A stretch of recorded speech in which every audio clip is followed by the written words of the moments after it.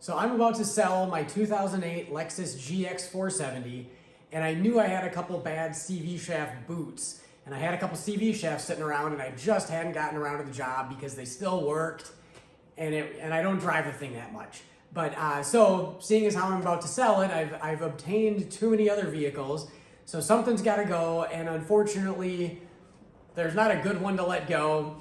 So the GX470 is the one that's going down the road. So when I started making this video, I was planning on doing CV shafts. Well, then I quickly realized, well, I should do the front brakes because back a year ago or so, I bought a full brake kit, front and back, because I needed to do the back. Well, the front just simply wasn't bad, so I didn't mess with it and just figured I'll put them on the shelf. Well, here we are, time to sell it. I'm not gonna do anything with these brakes, so I may as well put the brakes on it. One less thing to deal with later on, and a great selling point to have just done the front brakes. So then I get into it, and then I find I've got a loose ball joint. So this video is sort of, you know, what I ran into. So it's a whole bunch of things. It started out as just a CV shaft replacement, and it wound up becoming CV shafts, brakes, and a caliper, because I ran into a caliper that I couldn't push the piston all the way back to home position. So, you know, as most car repairs go, it expanded from there. So here we are, lower ball joint, caliper, pads and rotors, and CV shafts, most of which was captured in this video. So that's the premise for it. So I hope you enjoy. I hope you find it useful if these are tasks that you need to tackle on your GX470. I already knocked out the driver's side. I had bad boots on the inside of both of the CV shafts. So now we're coming over here. I started working on this just a little bit, but now we're gonna come over here. You can kind of see the bad boot on the inside there. Brakes, I just sprayed some lube on here, but there's my pads. There's definitely some pad left.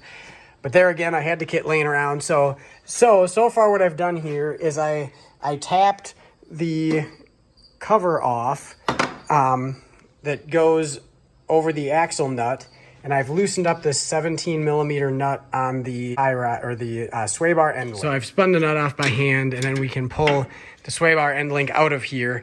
I'm going to leave the caliper on here for the moment, and this video really isn't about a brake job, but I'm gonna pull these pins out and extract the brake pads while the caliper is mounted here. Then I'm gonna pull the 17 millimeter bolts out, swing the caliper up. I've got a hook right up here. We're gonna hang the caliper. We also need to take off a 10 millimeter bolt and a 12 millimeter bolt to get these brackets for the ABS wire and the brake hose out of the way.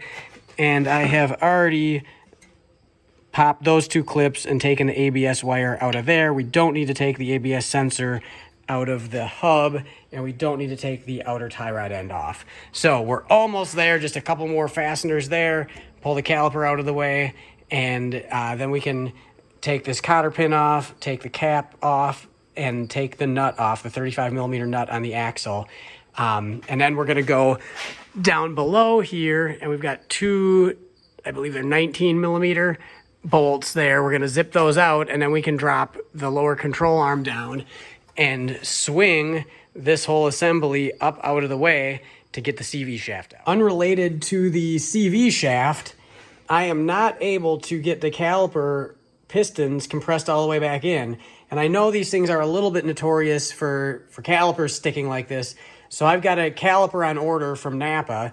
So we're just gonna move on. I'm gonna pull the bolts out that are bolting the caliper on. We're gonna hang that by my hook. I straightened out the cotter pin here. We'll get the cotter pin pulled out, probably with the pliers. So I've pulled the axle nut off. I had to hammer this a little bit to break it free. You can put the nut on to hammer the whole assembly. You can use like a dead blow hammer, or in my case, I just used a little bit larger ball peen hammer. I'm not really worried about the shaft because that's getting replaced. That would be the concern, is you don't want to hammer on it and distort it so that the nut won't go back on.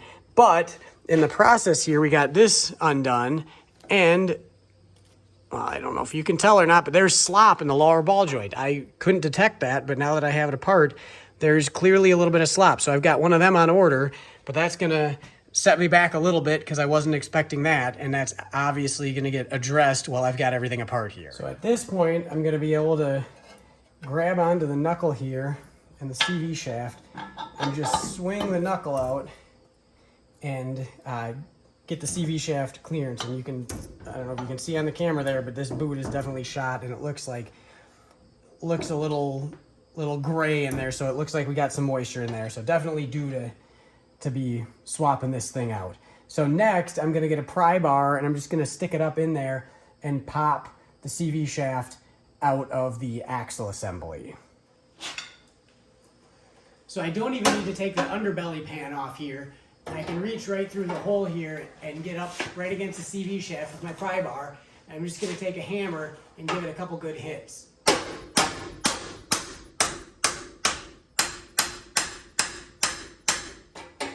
And there we go. And I've got a pan on the ground because we're gonna leak out some oil here. So I'm going to try and fairly quickly pull the old one out and load the new one up so I lose less grease. I've put a bunch of grease on the new shaft around that ring, the retaining clip. So I'm gonna set the new one down here. And I've got a tie down strap hooked to the front here. We're gonna use that to swing the knuckle out of the way. Okay, that's good for pulling the old one out. And I will grab the new one.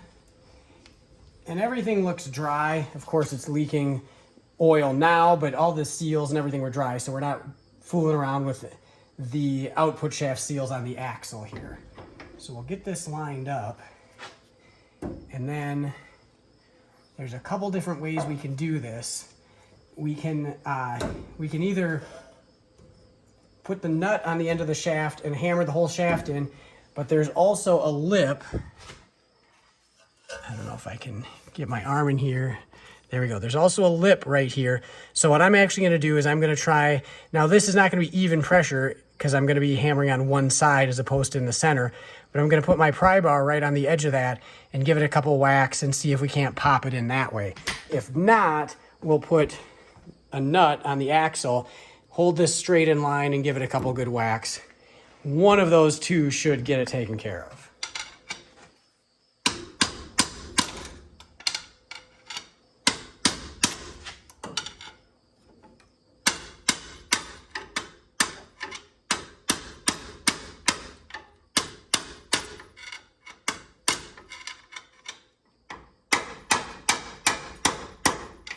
All right, that was pretty effective right there. So it looks like we're fully seated in there. We'll check underneath. Looks like the same point that the old one was at. So I can release, well, in fact, I'm not gonna do that. I think I'm gonna suspend this with another strap so that I can get this ball joint extracted out of here while I've got really good access.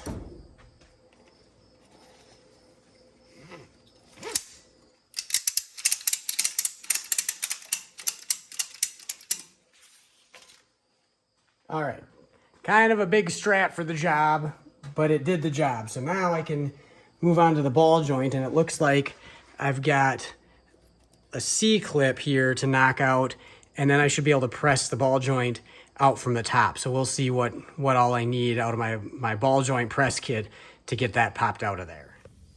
So I just air hammered the C-clip off the top here.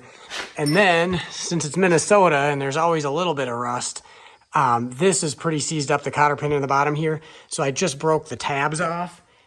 Since I'm replacing the ball joint, it doesn't matter. And in the past, I've had to deal with stuff like this, and I've just used a punch to knock the cotter pin out later once I got everything off. But in this case, it doesn't even matter. So basically now I can just put a socket straight on here with an impact and just zip the nut right off, and I don't even have to extract the cotter pin out of there. So we're gonna get that pulled out of here. This is winding up being a couple more things than I anticipated. And as you can see here, I've got the new caliper on. Pads are loaded up. It's bolted to the knuckle, but I haven't hooked the line up. I still got the old caliper hanging here. We're gonna get all the ball joint stuff taken care of before I swing this all back and hook that line up again.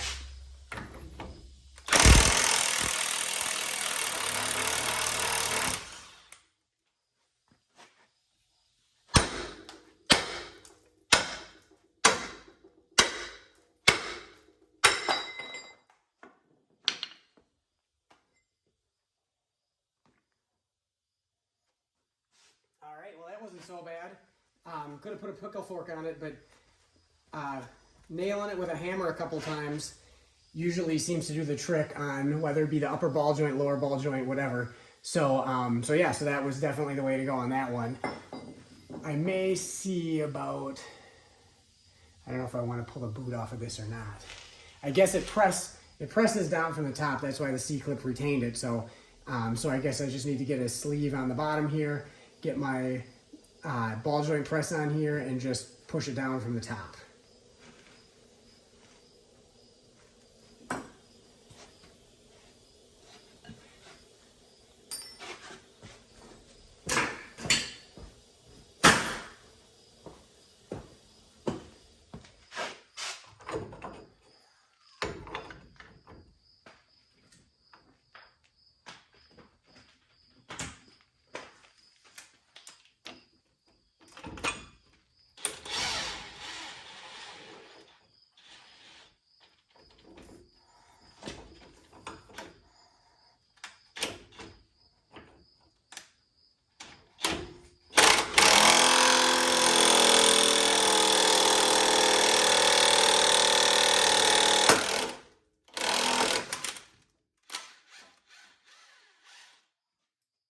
Look at that, just like that. Just used one of the adapters out of my OTC master ball joint kit. This wasn't one of the standard sizes. And then just I think the 6-inch clamp and just a little bit of force on it, and we popped it out. So now we're just waiting on the new one. We'll press that one in and move along. So we've got our new ball joint here. Picked it up from Napa.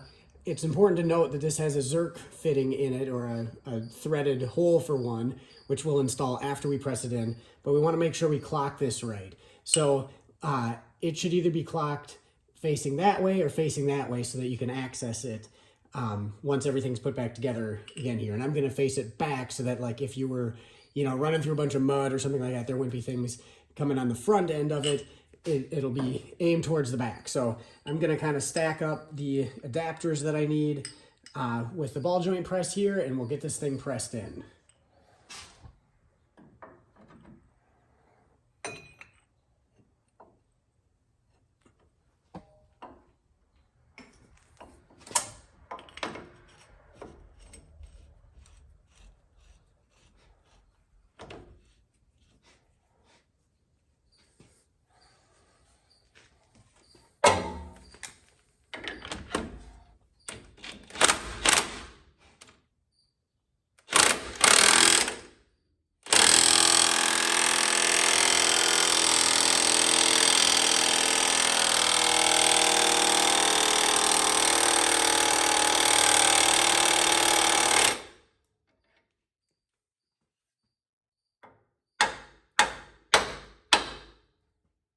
Every once in a while I'll give it a hit like that. I have a lot of tension on it, and so I could tell that if I just hit this knuckle here, or the lower control arm, it would probably pop in a little bit. So that's what I did. I just gave it a hit with a hammer right on that flat spot, and it popped it in a bit more. So now we'll crank up the pressure again.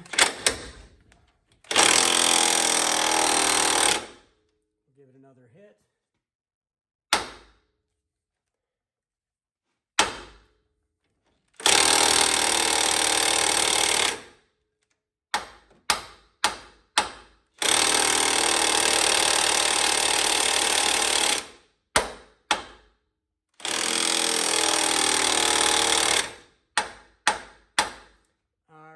Looks like we've got that thing seated.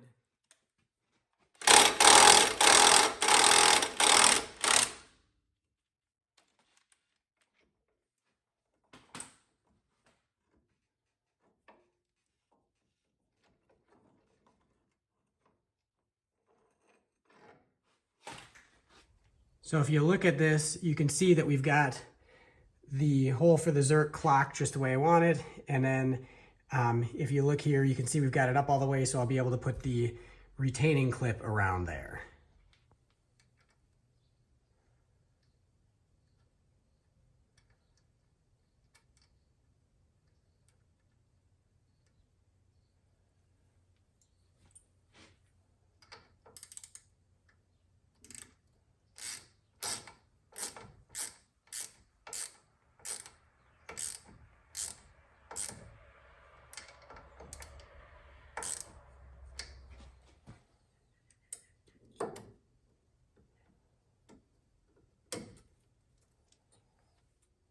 There we have the Zerk installed and the retaining ring installed. There's actually a little bit of a gap below that, but we've got the ball joint pressed in right where it needs to be. So I don't think that's going to move at all. So now we can start putting everything else back together.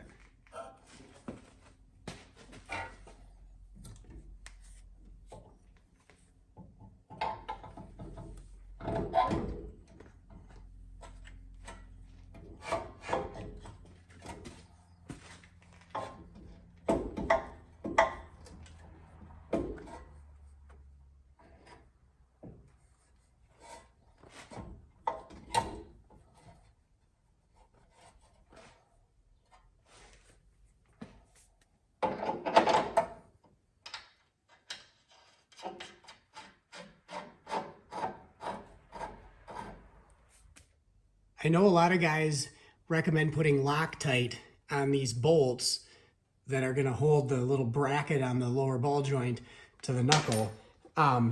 If you look at these that I took out, there is no Loctite on them. Obviously, we don't want these coming out, and I guess by default, I would say put some Loctite on to be safe, but it doesn't look like it is mandatory because there would be Loctite on these bolts if it was.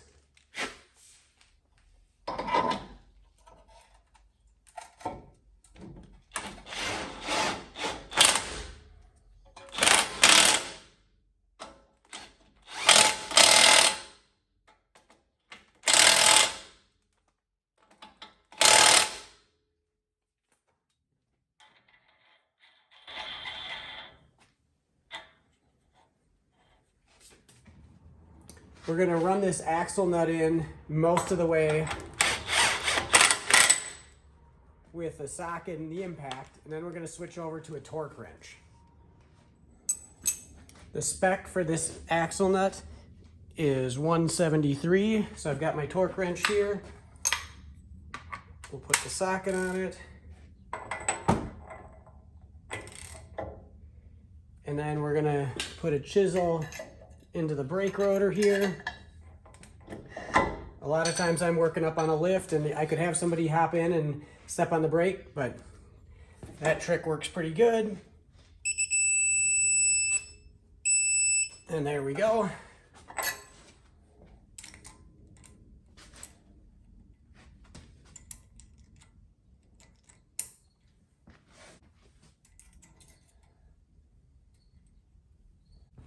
I've seen 100 theories on which way to bend a cotter pin. The important thing is that it's in here and it doesn't fall out. So do whatever makes you happy.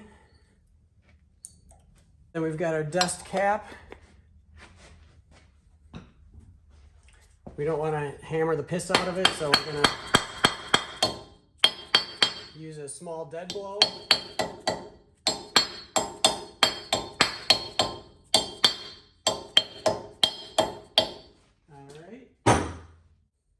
Next, I'm going to get the brake line hooked up and the ABS wire rerouted and just get all that buttoned up.